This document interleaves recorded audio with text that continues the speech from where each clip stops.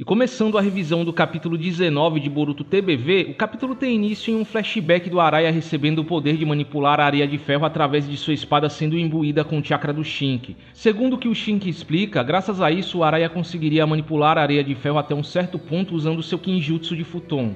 Nisso o Araya até questiona o Shinki, dizendo que isso poderia acabar com suas chances de vitória se eles se enfrentassem, mas era um presente dado pelo Shinki a fim de aumentar o poder deles mesmo que um pouco, tudo para proteger seu pai. Fazendo até o Araya reclamar, dizendo que ele mete o seu pai em tudo que fala e que ele poderia pensar um pouco na Yodo também. Mas o Shinki rebate respondendo que o Araya era do mesmo jeito, sempre falando na Yodo quando abre a boca, já indicando que o Araya sente alguma coisa pela Yodo. Voltando à luta contra o Ryu, após dissipar a areia de ferro que estava prendendo o Mitsuki, o Araya monta um plano de ataque contra o Ryu, onde Sarada e Mitsuki atacariam e ele seria responsável por cuidar da areia de ferro, o que também deixa o Ryu bem animado. E nisso eles entram em combate direto. Ryu ataca com uma onda de areia de ferro que logo é dissipada pelo Araya, ao mesmo tempo que a Yodo também mostra utilidade dando suporte, usando a sua super audição para ouvir de onde possíveis ataques surpresas estão vindo. Em seguida, Mitsuki e Sarada atacam o Ryu de frente. O Mitsuki consegue prender o Ryu e o ataca com suas serpentes enquanto está usando o Seninka. Mas é aí que o Ryu mostra ter uma nova habilidade. Ele consegue se transformar em areia de ferro em si, assim esquivando de qualquer ataque.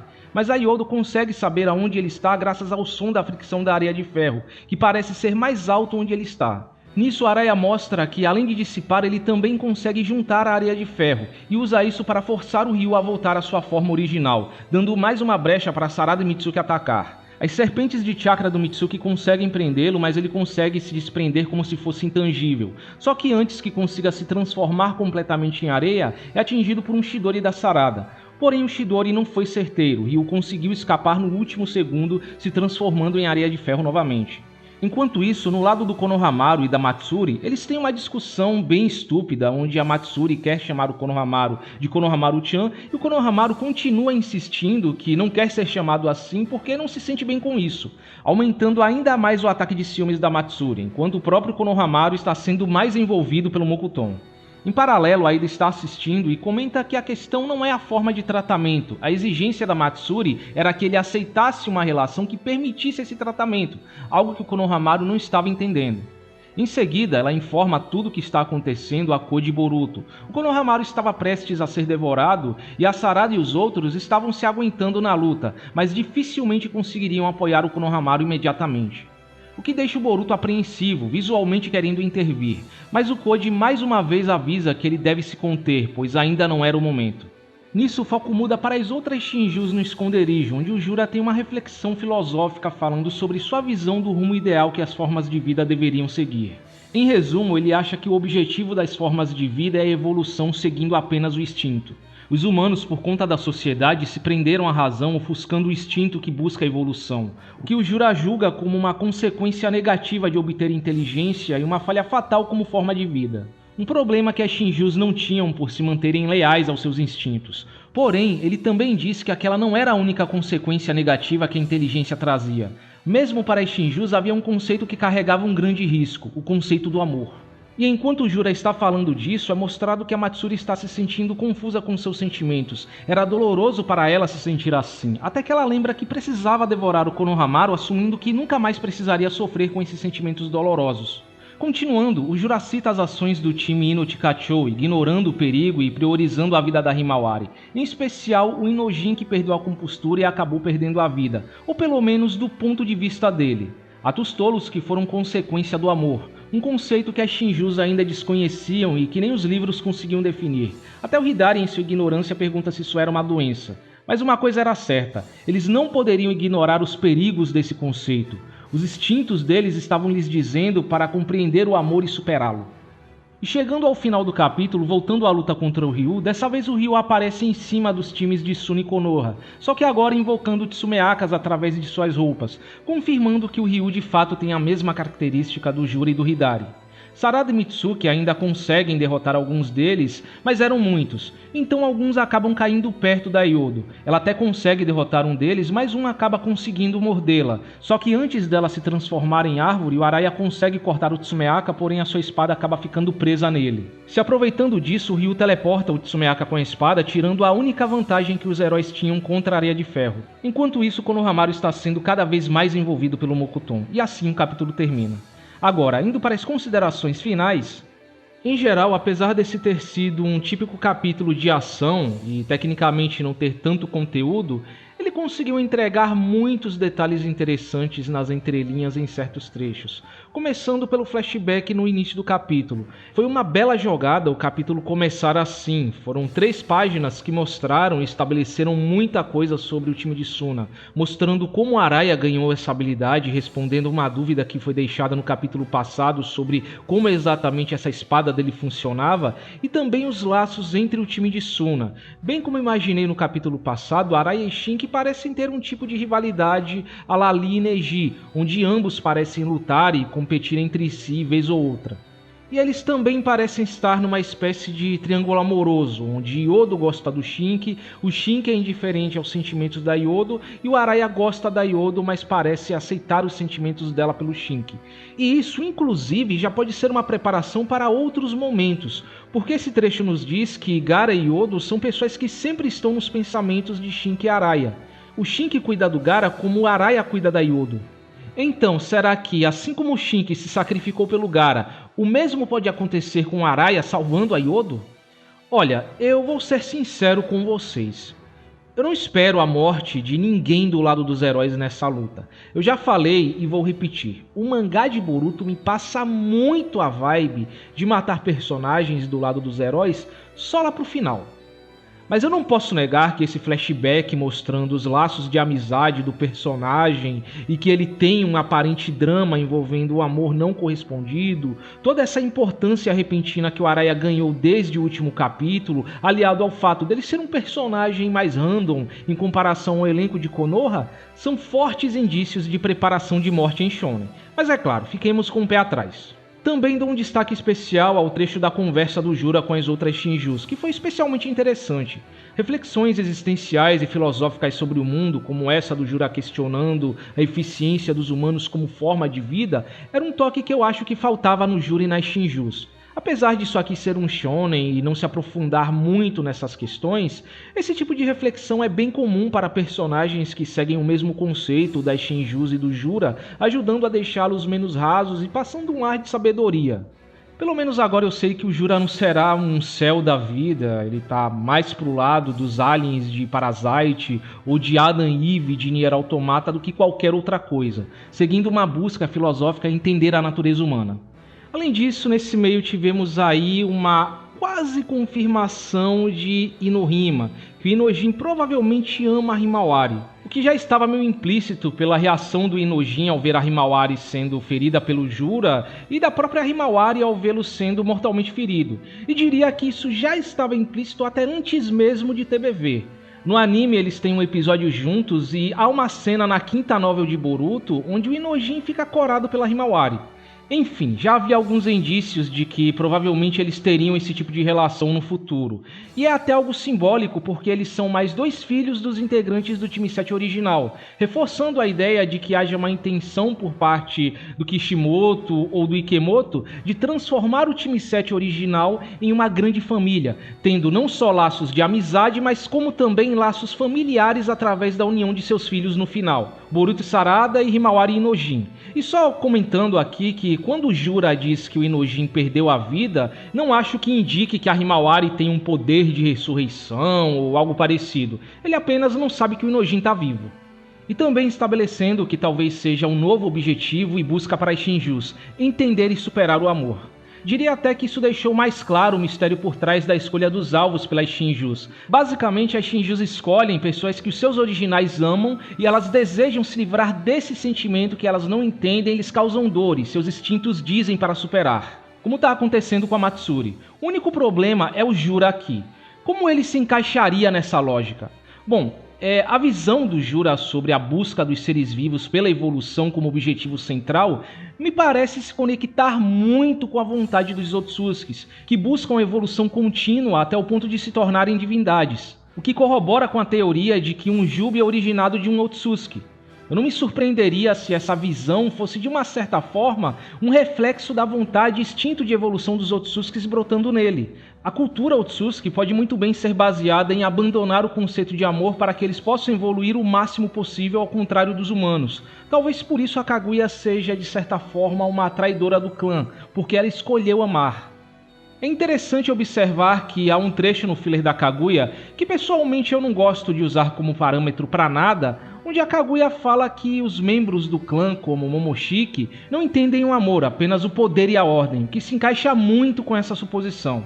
Há tanto elemento de filler que acaba sendo incorporado à obra principal que, vai saber, essa não seria a primeira vez em Boruto. Aí vem aquela ideia que eu sugeri em outro vídeo, de que talvez os dois bijus que conhecemos, o do Ishiki, que agora é o Jura, e o da Kaguya, tenham sido criados a partir dos Otsutskis do mural, que teriam algum tipo de relação, quem sabe até sendo punidos pelo crime de amar. O que justificaria o Jura estar indo atrás do chakra da Kurama. Mas enfim, agora com a principal busca do Jura envolvendo entender o que é amor, tudo parece se encaixar melhor. Como eu disse na revisão do capítulo 17, as diferentes formas de amor sempre foram um tema recorrente em Boruto desde NNG. Muitos personagens são movidos em torno do amor. E o amor romântico parece ser, em especial, um dos temas centrais de Boruto TBV. Da mesma forma que os laços entre as pessoas ou a quebra do ciclo de ódio através do entendimento mútuo eram temas centrais de Naruto. E obviamente isso vai ter uma função narrativa e influência no decorrer da história ou no desenvolvimento do Jura e das Shinjus a longo prazo. Talvez o próprio amor seja o responsável por salvar o mundo ou mudar algum destino quase inevitável quando a principal ameaça, as Shinjus, especialmente o Jura, descobrir o que é esse sentimento. Eu já consigo ver um cenário onde as Shinjus, ao tentar entender e superar o amor, vão acabar ficando mais suscetíveis a ele no processo, indo contra os seus instintos e se tornando mais e mais humanas. Descobrindo que o amor não é necessariamente uma falha, ele pode nublar o seu julgamento, gerar sentimentos como ódio, mas que também tem um lado belo e que pode vir a se tornar uma fonte de força e superação, que a verdadeira força dos humanos vem desse sentimento.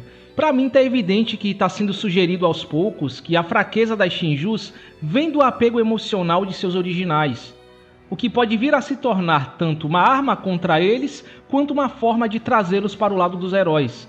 Eu não duvido que, por exemplo, a Sarada ou a Sakura possam desencadear alguma memória do Sasuke dentro do Hidari, ou que, após entender o que é o amor, ou quem sabe lembrar de seu possível passado, o Jura vire um aliado.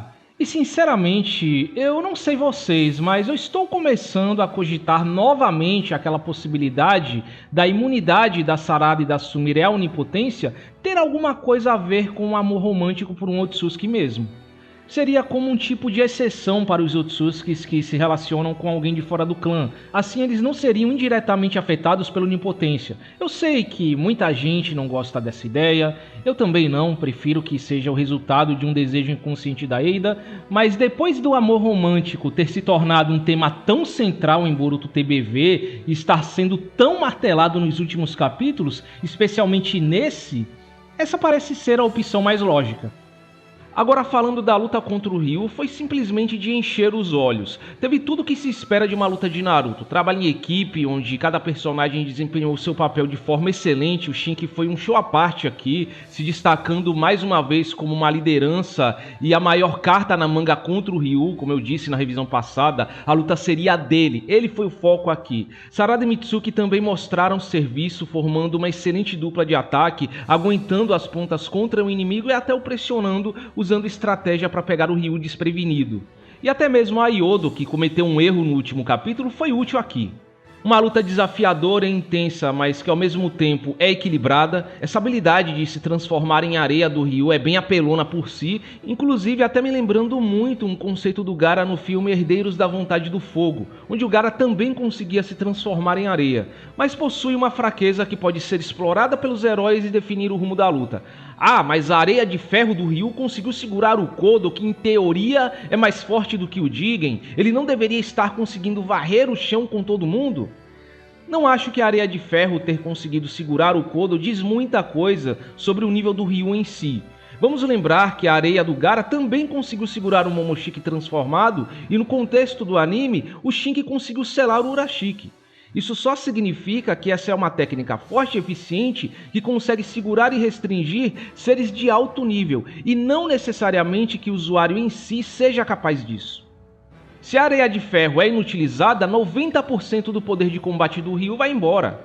Não é porque o Ryu é uma Shinju que ele é necessariamente invencível, insuperável ou está muito acima dos heróis. A luta tem que ter um equilíbrio, eles não podem ser invencíveis. Já ficou claro que talvez a única Shinju que seja realmente poderosa e até mesmo consiga usar poderes do Rinnegan e tal, é o Jura. E acima de tudo, sequências de ação dinâmicas e impactantes visualmente, muito bem coreografadas e enquadradas, me lembrando muito mais a estética das lutas de Naruto dessa vez do que a estética das lutas de Dragon Ball que o Ikemoto costuma usar como base. Acho que eu não preciso elogiar a arte do Ikemoto nesse capítulo, continuar no nível do capítulo anterior, se não melhor. Foi um painel mais bonito do que o outro, ao ponto de nem parecer que tá vindo de Ikemoto. Diria que esse capítulo teve as melhores sequências de ação que Boruto TBV já teve até agora, e talvez as melhores que Boruto em si já teve em muito tempo. O Ikemoto tava inspiradaço aqui. Enfim, pra mim, essa luta já tem tudo para ser comparada à luta contra o Boro, uma das melhores lutas de NNG. Finalmente chegamos num ponto em que os personagens secundários estão recebendo algum destaque de qualidade. Por essas e outras que para mim, Boruto TBV vem acertando e sendo uma melhoria geral nos pontos onde NNG falhou. Talvez a única coisa que me deixou meio incomodado aqui é que o Seninka do Mitsuki me pareceu meio fraco à primeira vista. Eu esperava vê-lo usando mais a velocidade e força, os pontos fortes do Seninka, do que cobras de chakra. O Mitsuki não fez nada que ele já não poderia fazer na forma base e ficou parecendo que ele e a Sarada estavam em pé de igualdade. Sei lá, me pareceu que o Seninka foi meio redundante e só tá aí por estética. O que acontece em muitas transformações em shonen, inclusive. Eu sei que muitos sentiram falta de algum ninjutsu novo por parte da Sarada ou do Mitsuki. Eu também acho que já tá ficando meio maçante vê-los usando sempre os mesmos ninjutsus desde NNG, mas tudo ao seu tempo. A luta ainda não acabou, há espaço para eles mostrarem coisas novas e normalmente uma habilidade nova ou carta na manga só aparece quando os heróis estão sendo realmente pressionados pelo adversário. E também, apesar de eu achar que essa luta seja o momento perfeito para Sarada usar mais habilidades, ou até quem sabe o Mangekyou Sharingan pela primeira vez, ou que o Mitsuki tenha mais habilidades do Orochimaru do que ele mostrou até agora, ninguém sabe quais são os planos do autor ou as vontades dele. Talvez esse ainda não seja o momento para eles mostrarem habilidades novas, e obviamente certas coisas serão deixadas para lutas futuras. Sem falar que certas habilidades são assinaturas dos personagens, são parte da identidade deles e sempre serão as que eles mais usarão durante qualquer luta. Em Naruto também não era diferente. Não vamos fingir que Naruto não era focado em spamar Rasengan e Kagebunshin, que a Sakura não se resumia a ninjutsu médico e força bruta, que Kakashi não usava nem 5 ninjutsus de seu suposto arsenal de mais de 1000 ninjutsus, ou que mesmo Sasuke, tendo um arsenal considerável de ninjutsus, geralmente se resumia a Chidori, Katons e Amaterasu, e em Boruto passou a usar mais o Amenote de Kara. Mesmo as variantes do Chidori acabaram em desuso com o passar do tempo. Sarada e Mitsuki também não devem fugir muito disso. Mesmo que, por exemplo, a Sarada mostre mais daqui pra frente, sempre terão algumas habilidades que serão a base do arsenal dela em qualquer luta, sendo Katons, Okasho e Chidori 3 delas. A Sarada já usa muita coisa para a média dos personagens de Boruto e Naruto. Então, vão baixando um pouco essas expectativas quanto ao arsenal dos personagens em uma franquia que nunca foi conhecida por ter personagens com arsenal de habilidades super abrangente ou utilizáveis em batalha. Uma nova habilidade do Mangekyou Sharingan, alguma variante do Chidori ou algum ninjutsu que ela só usou no anime até então, devem ser o máximo que conseguiremos daqui pra frente, porque a base do arsenal dela já está bem definida ao meu ver. Em todo caso, agora a pergunta que fica aqui é, sem a vantagem da espada, como eles vão sair dessa situação? Bom, eu ainda continuo apostando no Mangekyou Sharingan como a melhor saída dessa situação. Ainda mais se alguém acabar sendo ferido gravemente no próximo capítulo e eles ficarem ainda mais encurralados. Eu acho que esse seria um excelente gancho para Sarada usar o Mangekyou Sharingan no calor do momento pela primeira vez e nivelar a luta com alguma habilidade útil. Mas no caso do Ikemoto estar guardando o Mangekyou para alguma luta futura contra um adversário mais poderoso, que é completamente válido, especialmente se ela for enfrentar o Hidari, uma boa saída seria um plot twist, como algum aspecto da personalidade ou memória do Shinki vindo à tona no Ryu e fazendo ele hesitar ou ficar confuso, dando uma brecha para os heróis conseguirem atacar de algum jeito. Usar o método que foi usado contra o Shinki no exame de Chunin no anime, com Raiton sendo usado para dissipar a areia de ferro, também poderia ser uma boa opção, mas isso se o mangá for consistente com o anime quanto a essa fraqueza da areia de ferro. O que vendo essa luta não me parece que ficou tão claro assim, já que a Sarada usou Chidori no Ryu e não teve efeito nele. Em último caso, pode haver uma intervenção do Boruto. Sinceramente, é algo que eu não espero que aconteça pelo bem do destaque nos personagens secundários, apesar de que a insistência dele em querer se envolver indique que ele pode acabar ignorando o Code. Por último, quanto ao Konohamaru e sua situação, como sempre, o fandom tem uma tara em hypar o personagem errado. É impressionante isso, velho. Quem imaginaria, quem poderia imaginar em 1 milhão de anos que um personagem de alívio cômico faria burrice ou seria envolvido numa situação vergonhosa como essa? Puxa, até parece que eu já não vinha prevendo isso desde o capítulo 17. No capítulo passado eu ainda dei o benefício da dúvida, porque, o chan é um sufixo muito pessoal quando se refere a alguém mais velho no Japão. Não é qualquer pessoa que pode usar o chan para você. Então, do meu ponto de vista, o descuido dele não tinha sido algo tão condenável ou irremediável nesse contexto.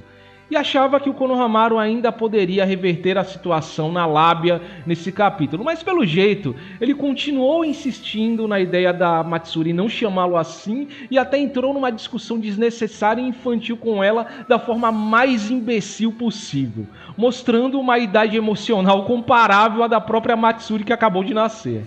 Acabou que ele foi tão patético quanto eu esperei que ele fosse. Entendo que muita gente ficou decepcionada com ele nesse capítulo, ainda mais depois da arte de fã mostrando ele invocando Enra, que deixou todo mundo hypado para o que o Konohamaru poderia mostrar nesse capítulo, mas como eu falei na revisão do capítulo 17, não esperem tanto assim do Konohamaru como personagem, porque ele existe justamente para protagonizar esse tipo de cena ridícula e fazer esse tipo de burrice. Ele é o retrato do discípulo do Naruto bobão do clássico. Sem falar que, como vimos no anime, no arco da Lemon, uma das piadas por trás do Konohamaru é o fato dele não saber lidar com as mulheres e ficar todo embananado quando se trata delas. Eu não tô aqui chorando em relação ao desempenho do Konohamaru, que ele tá agindo como um ninja amador, que tem que ser um ninja fodão, um exemplo de Chunin por X motivo, porque diferente do restante do fandom, eu entendo que ele não é o Kakashi. Ele não foi idealizado para ser o Chunin sério e foda em tempo integral. O Konohamaru, antes de tudo, é um personagem de alívio cômico pastelão. Aquele personagem idiota que seguiu o Naruto numa caixa de papelão no capítulo 2 de Naruto clássico. Esse é o core desse personagem. Em nível de comparação, o Konohamaru é como o Bug de One Piece. Ele pode ter uns momentos interessantes aqui ou ali, mas essencialmente ele existe para fazer graça, para ser feito de palhaço, para ser colocado em alguma situação engraçada, escrota, humilhante. Esse é, sempre foi e provavelmente sempre será o Konohamaru. Um personagem que não é para ser levado a sério, mesmo que ele faça algo legal e lute no próximo capítulo, o que eu duvido. Ele não pode deixar de passar por esses momentos bobos e humilhantes. O fandom quis criar uma imagem que nunca existiu desse personagem, se agarrando em um dos poucos momentos memoráveis que ele teve na franquia inteira e agora tá quebrando a cara. E eu tô adorando isso, tô achando isso muito bem feito. Porque quem vive de expectativas, Quem se move em cima de expectativas, muitas vezes irreais, sempre será um eterno insatisfeito. Botar hype no Konohamaru, como se ele fosse o Kakashi, é pedir para quebrar a cara. Mas é claro, essa luta ainda não acabou, não teve um desfecho, e creio que o Konohamaru consiga sair dessa situação de algum jeito. Não acho que ele será devorado sem mais nem menos, até porque quando o Koji fala do Konohamaru, ele não parece muito preocupado, como se já soubesse que ele pode lidar com a Matsuri.